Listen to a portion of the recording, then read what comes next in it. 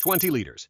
That's the most a driver on occupied Crimea has been allowed to pump since May 31st. One number. It sounds like a minor inconvenience, a long line, a wasted afternoon. It isn't. That number is the moment a 3-year-old lie finally cracked. The lie went like this: Crimea is safe. Crimea is supplied. The war doesn't touch it. 20 liters per vehicle says the exact opposite. It says something Russia believed was untouchable is quietly bleeding out. And here's the part that matters. The wound isn't on the peninsula at all. It's 200 kilometers up the road and in the refineries buried deep inside Russia. Over the next few minutes, I'm going to show you why a coupon for gasoline is the most honest map of this entire war, and why the fortress called Crimea is turning into a trap. Start back in 2014. That's the year Russia took Crimea almost without firing a shot and turned it into the showroom of a new empire. The peninsula wasn't just another patch of land. It was the proof that Moscow could move borders while the West stood there and watched. Bridges went up, sanatoriums got renovated, parades rolled through. Crimea was supposed to be the one place the war would never reach, a sunny promise on the Black Sea. But geography doesn't care about promises. Peninsula is not a fortress. It's a strip of land almost completely surrounded by water, and that means it lives on whatever you can carry to it. Fuel, ammunition, food, spare parts, none of it grows in Crimea. All of it has to arrive over one of two arteries. Cut one and the peninsula starts counting down. The first artery is the Kerch Bridge across the strait that separates Crimea from mainland Russia. 19 kilometers of steel and concrete, $4 billion, Putin's personal monument. Trains and trucks roll across it from the Russian heartland. It was the pride of the annexation. The ribbon meant to turn conquest into something permanent.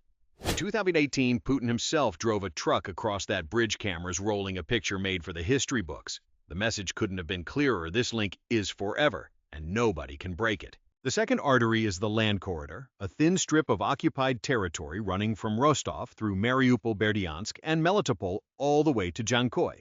This route skips the vulnerable bridge entirely. And it wasn't some side road. It was the real strategic prize of Russia's entire campaign in the south, the reason so many cities along the Azov coast were pounded into rubble. Whoever controls that corridor controls not just Crimea, but Russia's whole southern flank from Rostov down to the peninsula, and men bled for that corridor. In the summer of 2023, Ukraine launched a massive offensive with one idea behind it: cut the land bridge, sever Crimea from the mainland. That offensive failed completely. The brigades stalled out in minefields and trench lines, and the corridor stayed firmly in Russian hands. Moscow drew a lesson from that, a lesson that's turning out to be a fatal mistake. If the enemy can't capture the corridor, the thinking went, then the corridor is safe. But both sides always knew where this fortress was really weak. Not the beaches, not the garrisons, but the plain fact that everything keeping it alive has to come in from outside over narrow, exposed lines. A fortress is only ever as strong as its supply. Russia had built its entire sense of security on the assumption that this supply could never be seriously cut. For 3 years, that was a reasonable bet. In the 4th year, it stopped being one. What this fortress consumed was enormous and invisible at the same time. A civilian population of roughly 2 million people. Farms that drink diesel by the river in spring. A huge garrison. And in Sevastopol, the home port of the entire Black Sea fleet. All of it burns fuel every single day without a pause. As long as both arteries stayed open, nobody noticed. Supply is like breathing. You only feel it when it stops. So picture a fortress resting on 2 threads, completely convinced those threads are made of steel. For 3 years, that held up well enough. And then, in the spring of 2026, somebody started cutting the threads. Not with an army at the gates. From the air, one burning truck at a time. The first visible crack didn't show up across all of Crimea. It showed up in Sevastopol. On the 21st and 22nd of May, lines suddenly formed at gas stations across the city. The Russian-installed governor Mikhail Razvozhayev announced rationing diesel only against coupons, gasoline capped at 20 liters per vehicle at the city's largest station chain. As an explanation, he talked about, and these are his own words, certain logistical difficulties whose causes are known. Which causes he didn't say. He asked people not to panic, and called it a measure that had already proven effective in the past. 8 days later, it wasn't just Sevastopol anymore. On the evening of May 30th, Sergei Aksyonov, the man Moscow installed to run all of occupied Crimea, signed a decree for the entire peninsula. Starting May 31st, AI-95 gasoline goes first to municipal and social transport, and otherwise by coupon at some chains like ATAN and TES by coupon only. AI-92 gets capped at 20 liters per vehicle. Filling jerry cans is banned. The expected time to normalize, the decree said, is 30 days. And Aksyonov, too, avoided the one word that would explain all of it. He never named the reason for the shortage. The other side names it for him. Ukraine's military intelligence, the HUR, declared at the end of May that the highway sections between the occupied cities of Berdyansk, Melitopol, and Jankoy were under its fire control. It released footage of burning fuel tankers, trucks, and heavy transports to make the point.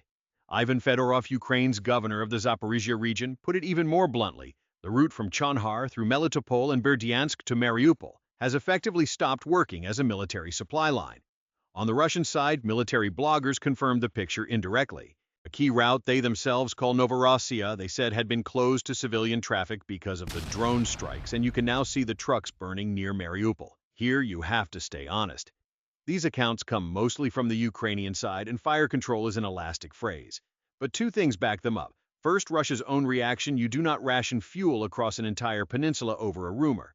And second, the bigger picture. Because Crimea isn't hanging on a healthy Russian fuel system, it's hanging on a system that's gasping for air itself. According to estimates from Reuters and the International Energy Agency, by the spring of 2026, roughly a quarter of Russia's total refining capacity had been knocked offline, hit by Ukrainian drones. Russian crude processing fell in April to its lowest level in 16 years. Moscow responded by banning gasoline exports through July and started preparing an export ban on diesel and jet fuel too. Since the start of the full-scale war, Ukraine has struck Russian refineries more than 150 times. Put plainly, even if Moscow wanted to top Crimea off with everything it had, it would have less and less to top it off with every month. The shortage on the peninsula and the shortage in the heartland are the same wound, just at two different ends. Look at the plants that got hit shows the scale. The refinery at Ryazan near Moscow was burning in mid-May. The plant at Kerch, one of the largest in the country, had been idle since early May. Shortly after, a strike forced the Syzran refinery to a complete stop, already the sixth major Russian refinery knocked out in a single month, and Crimea itself knows this script. Back in October 2025, the occupation authorities had to restrict gasoline sales after Ukrainian drones disrupted supply. But what's happening now isn't a one-off. It's a pattern, and it's speeding up. Now the core of it. Why exactly 20 liters? Why coupons? And why can't a nuclear power just fix this? Start with the number. Rationing doesn't mean the fuel is gone. It means the fuel has become uncertain. An uncertain supply triggers a behavior that makes any shortage worse: panic buying. The moment drivers fear there'll be nothing tomorrow, they top off the tank today and haul jerry cans home on top of it. Demand explodes, not because there's less fuel, but because everyone is hoarding at once. That's exactly what 20 liters and a jerry can ban are designed to stop. It isn't a fix, it's triage. The measure tells you one thing only: from now on, the fuel is being managed, not sold. They could have hidden the shortage another way: through price. Just let gasoline get expensive and demand drops on its own. No lines, no signs. The fact that the occupation authorities reached for coupons and volume limits instead tells you something. It means the problem isn't purchasing power, it's physical quantity. There simply isn't enough fuel at any price. And that's a far deeper kind of shortage than a price spike. A price rises when something is scarce. A coupon appears when something is gone. And it's worth picturing what 20 liters actually means. A normal car's tank holds about 50. 20 liters isn't even half a fill fuel for maybe 200 kilometers, and then you're done. For a peninsula where millions of people, entire supply chains, and an army all have to keep moving every day, that isn't an inconvenience. It's a leash. Anyone trying to fill up in Crimea right now plans their day around the gas station, not the other way around. And a leash has one nasty property: it can be shortened bit by bit without the person holding it ever touching the gate. Now the geometry. Crimea burns fuel every day and produces almost none of its own. Every single liter comes in over the bridge or over the corridor. And both of them have a fatal weakness. The bridge is Putin's monument, and for that exact reason, a single point he can't afford to overload.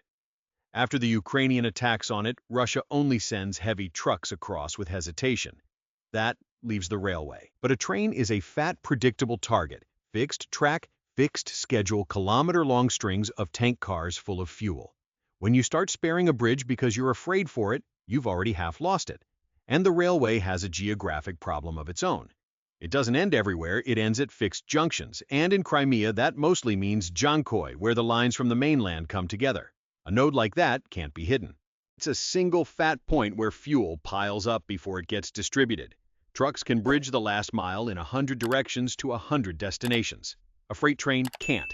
It's the strength and the Achilles heel of any mass supply at the same time. The corridor, on the other hand, is a gauntlet of open road more than 200 kilometers long. And here, the whole equation flips. A kamikaze drone costs maybe a few $100s. A fuel tanker and its cargo cost many times that. You're trading cheap for expensive, small for large, fast, for something slow and flammable. That asymmetry is the real lever. You don't have to hit every delivery. You only have to turn every single trip into a coin flip. A driver who doesn't know whether he'll make it stops driving. And those coin flips aren't luck. There's a chain behind them. First, a reconnaissance drone spots the convoy. Ukraine uses light-winged drones like the Shark for that. Then a loitering munition strikes a circling kamikaze drone that waits over the target until it moves. Part of this gear isn't even bought through the regular military budget. It's funded through a charity. That sounds like a footnote. It's the opposite. It means this kind of denial is cheap, scales fast, and runs outside the slow procurement pipeline. Against an enemy whose supply costs billions, that's a devastating equation. This is why smart sieges have never started at the walls. They start at the roads behind them. You don't have to storm a fortress if you can empty its pantry. What's playing out in Crimea is the modern motorized version of an ancient principle: strangle the supply, and you never have to touch the gate. And that solves the riddle of 2023. Back then, Ukraine tried to take the corridor with brigades, and it failed bloodily. Russia concluded whoever holds the ground holds the road. That was the mistake. Because you don't need to capture a road to close it. You only need to make it unusable. Fire control is not occupation. Fire control is denial. A road that no driver will travel without expecting to die is, for logistics, a road that doesn't exist. The front line hasn't moved. The reach has. Which leaves the last question: why doesn't Moscow just refill from the rear until the choke point chokes? Because 3 locks snap shut at the same time. Lock 1, the bridge can't be overloaded. Lock 2, over the corridor. Russia has lost control of the low-altitude airspace. It can't reliably intercept the small drones, and Russian channels now admit this themselves. Lock 3, the fuel base in the rear, is damaged on its own. A quarter of the refineries sit idle, and repairs take months because Western sanctions block the specialized parts these plants were built with. Chinese substitutes don't simply drop into Western technology from the 2010s. Any one of these locks would be survivable. Together they reinforce each other until no lever works anymore. And then there's the math that quietly decides this war. The drone strikes on Russia's oil industry cost the companies around $13 billion in 2025, plus up to $100 million a day in lost potential revenue. Oil and gas carry roughly a quarter of the Russian state budget. So the very campaign strangling Crimea is also draining the treasury that pays to defend Crimea. This isn't a one-time episode. It's a loop that feeds itself. Who feels the shortage first tells you how deep it runs. For now, the decree mostly hits civilians and farms, and that of all times in late spring when the fields need the most diesel. But the same arteries also supply the garrison and the Black Sea Fleet in Sevastopol. A fleet burns fuel not only when it sails, but in port too, for power, for heat, for readiness. That's exactly why the governor's plea to stay calm and trust only official sources is itself a signal. In an energy superpower, lines at the pump aren't a trifle. They're political poison, and the attempt to control them starts with controlling the information. And that's why the number 20 is no accident. It's the gauge on a valve being slowly turned shut. Now, the uncomfortable question: how does this end? I see 3 scenarios. Scenario 1, Russia stabilizes fast. Moscow leans harder on rail, on ferries, on reserves, repairs the most important refineries, and the strikes on the corridor stay sporadic. Then the 30-day promise roughly holds, and the coupons disappear again. That's entirely possible. Crimea already had a similar crisis back in October 2025, and that one passed. Anyone looking at the Russian side, honestly, can't write this scenario off. Scenario 2, frozen scarcity. The rationing becomes the new normal. Coupons come and go. The 20-liter signs keep reappearing, and life reorganizes itself around managed shortage. Exactly the pattern we're already seeing, the same script played out at shorter and shorter intervals. Scenario 3, the cascade. If the corridor stays under fire control, the bridge takes another hit, and the refinery repairs keep falling behind. Then Crimea tips from rationed to operationally constrained. At that point, it's not just the driver at the pump who feels it. It's the garrison and the Black Sea Fleet. Here's where I'm placing my bet. The most likely outcome isn't scenario 1. It's scenario 2 with a clear drift toward 3. The reasoning is cold. The 3 locks are structural, not accidental. Drones can be built faster than Russia can repair refineries and routes. And behind the 30-day promise, there isn't a single named mechanism that would explain what's supposed to change in 30 days. A deadline without a plan is a hope, not a schedule. It's worth stopping for a second to see what's really happened here. What Ukraine couldn't do in 2023 with tanks and brigades pry Crimea off the mainland, it's trying to do in 2026 with cheap drones from the air. And this time, it seems to be working. That's a doctrinal shift that reaches far beyond this one corridor. But honesty cuts both ways, Russia learns. More air defense electronic jammers' new tactics could narrow the asymmetry again. The question isn't whether Moscow reacts. It's whether it reacts fast enough to pry the locks open one by one before they jam together for good. But a forecast is only honest if it tells you when it's wrong. So here it is. I'm wrong if over the next 1 to 2 months, 3 things happen together. First, the 20-liter cap is quietly lifted, and the coupons are retired without coming back soon after. Second, Russian refinery throughput recovers, and the export bans get loosened. Third, the land corridor reopens to normal freight. If those 3 signs show up together, then this crisis was an episode and not a trend, and my read was simply wrong. I'm predicting the mechanics here, not a date. Mechanics you can check. A date is just a guessing game. So don't watch the headlines. Watch the interval. If I'm right, the next signal won't be a breaking news alert. It'll be another coupon, another 20-liter sign at a station in Simferopol or Sevastopol, and it'll show up sooner than the last one did. That's the rhythm that tells you a fortress is turning into a trap. You don't take a peninsula overnight. You close it slowly, liter by liter. If you want to understand how this war is actually being decided, not on the front line, but at the gas pump, subscribe to my channel. We don't sell narratives here. We decode them.